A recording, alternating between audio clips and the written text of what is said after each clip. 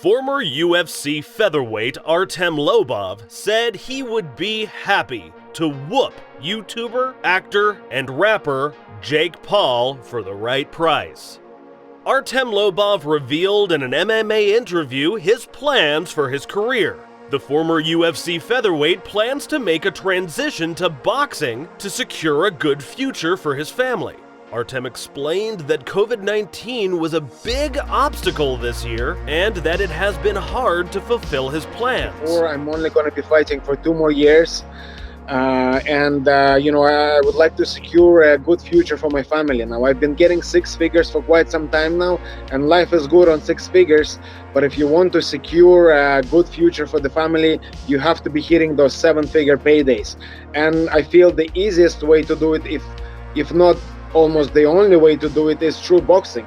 So, I had some interesting proposals at the start of 2020.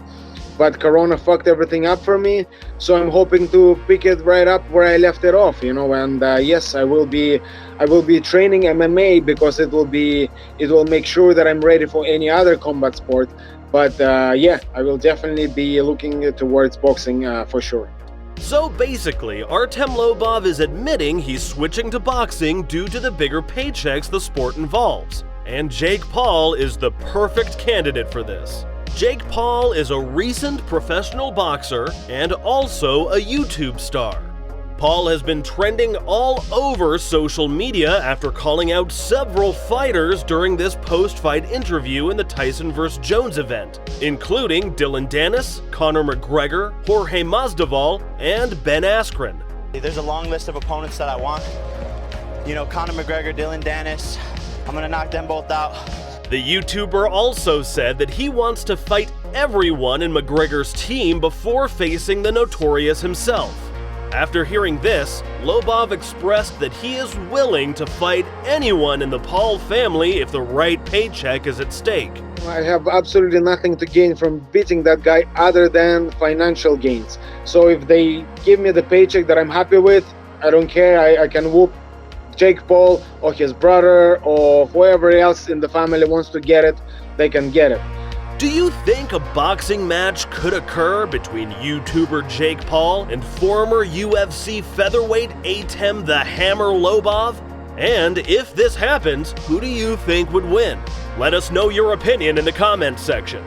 Cuban freestyle wrestler Yoel Romero was released from his UFC contract after a 7-year run.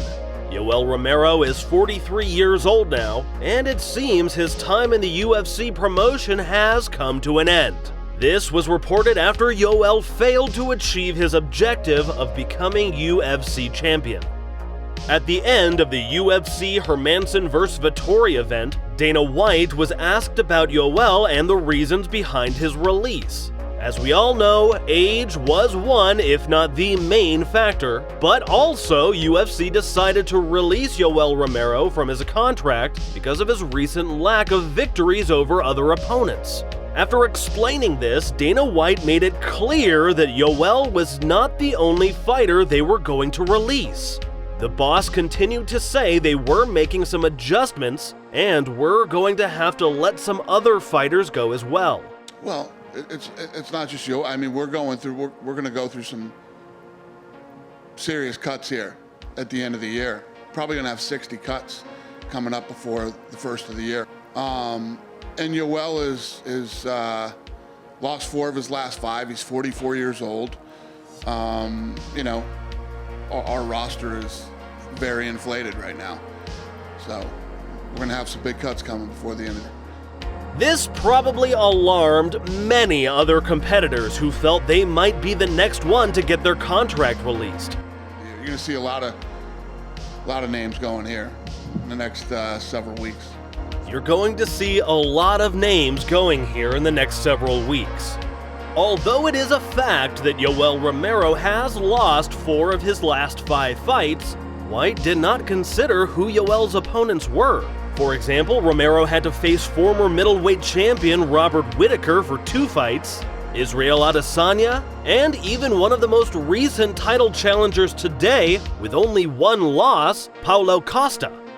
In fact, having in mind that Yoel is 43, 3 of those 5 losses, both Whitaker fights and the Costa fight, were very narrow decisions, and many scored them for Yoel. This means that even at a high age, Romero was still fighting at a level to compete with young fighters in their prime. At the end of the line, Yoel Romero had a fight level to compete in a title fight, but they still decided to release him.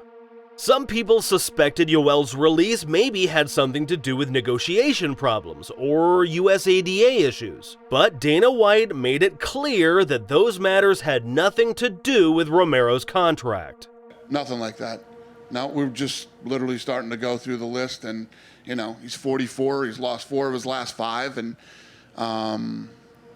you know, these are the tough decisions you got to make. In conclusion, Yoel Romero's age is most likely the biggest influence in Dana White's decision. But if Romero desires to continue fighting MMA, he will surely find a place to fight where his age won't be a problem. What do you think about White's decision? Was Yoel too old to keep fighting in UFC? Who do you think is going to be released next? Do you think Romero should keep fighting in a different promotion? We'd love to know your opinion. Drop a comment on what your thoughts are for this matter.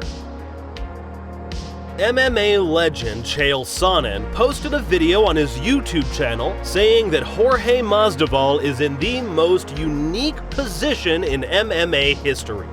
Chael Sonnen explained that as the years passed by, there have been many MMA superstars, such as Ronda Rousey, who could make every fight they competed into a huge success without depending on who their opponent was. But Sonnen said that Masvidal's position was a bit different than Ronda's. Chael Sonnen, the American gangster, went on to explain that Jorge Masvidal has the power to attract millions of PPV buys in his current position. Chael believes all this has to do with the storyline he provides to each fight, the motive he gives to the viewers to buy the fight. Sonnen said the main fights in which this certain storyline takes place are against Colby Covington, Nate Diaz, Nick Diaz, and Conor McGregor. Chael Sonnen began talking about the grudge fight between Jorge Masvidal and Colby Covington.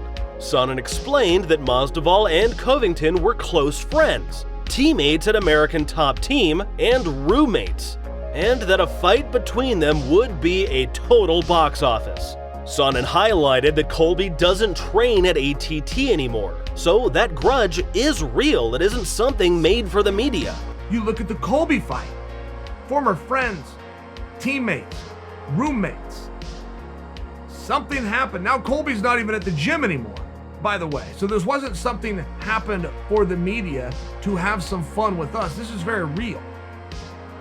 That story just works. Then you have the Nick and the Nate Diaz. We know that Masvidal versus Nate works because it already did. It sold out Madison Square Garden. The fact that Nate thought he should have been given an opportunity to go out there for rounds 4 and 5, which strategically is what he was planning to do, and he thought that Gamebred was fading. They stopped the fight due to a cut. I mean, it works. Then you have Nick Diaz coming in, saying, man, yeah, he beat my little brother, but a whole nother story when you're dealing with me. That works. That's a piece of cake. All he said is, you beat my brother. Well, that's a very real thing that people can relate to all the way down to the playground. You got to deal with Big Brother. Like, that story it's just not gonna not work. And then what Sonnen was doing up to this point was explaining the storyline of each of these fights and why they worked. But then he turned to the Conor McGregor story, which he said that he does not want UFC fans to forget. And then I want to talk about the Conor, because this had some major steam at one point and it seems to have all gone away. But the whole reason that Conor ever came back against Cowboy and bumped up to 170 all had to do with Masvidal. All Conor's entire motivation for going to 170 and saying, here I am, what's up now, had to do with Masvidal. Dana White was in California going to dinner when some guy with TMZ stuck a camera in his face and asked him if he would ever make the fight, Masvidal versus Conor, and Dana said, no, I wouldn't make the fight. Masvidal's too big for him. That comment infuriated Conor. Hey, what do you mean? What do you mean he's too big? That's you saying that he can beat me. You think he can beat me? He can't beat me. Sonnen showed his discontent with the UFC fans for letting this fight pass by. Sonnen indicated that Masvidal is in a position to connect all these storylines. He said that because of Masvidal's star power and these storylines, a possible fight against any of these opponents would surely be a big PPV sales success. What do you think about what Sonnen says about Jorge Masvidal? Does it make sense? Does Jorge Masvidal really have the power to make any of those fights a box office success? Let us know what you think in the comments. Thanks for watching, and don't forget to hit that like button on your way out. Also, subscribe to this channel for more MMA news.